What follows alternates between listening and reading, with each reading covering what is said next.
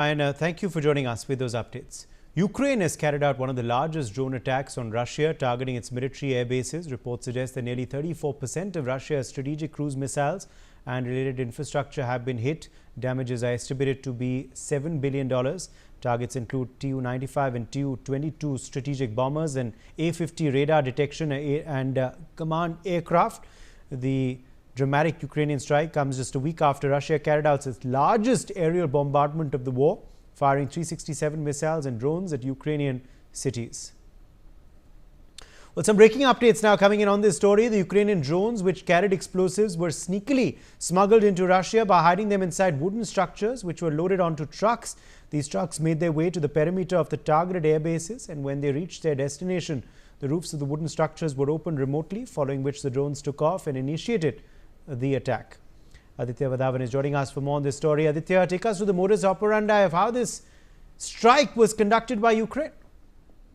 Well, absolutely, as you rightly pointed out, these drones were kept into a wooden box, and then they were smuggled inside the Russia to carry out attacks. They were loaded onto a truck, and then the truck traveled to the target location, where these drones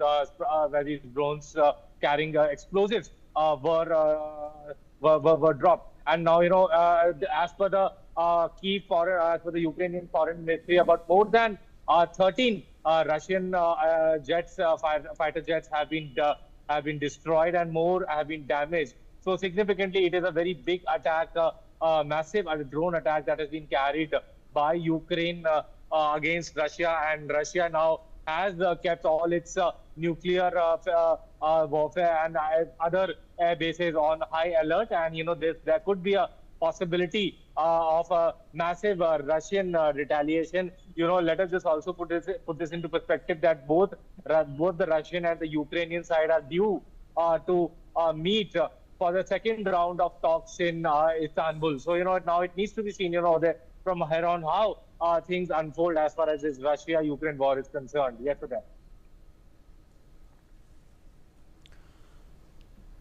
Meanwhile, in more news now coming in this hour, Ukraine's National Security and Defense Council official Andrei Kovalenko, head of the Center for Countering Disinformation, said at least 13 Russian aircrafts were destroyed in the attack, with more damaged.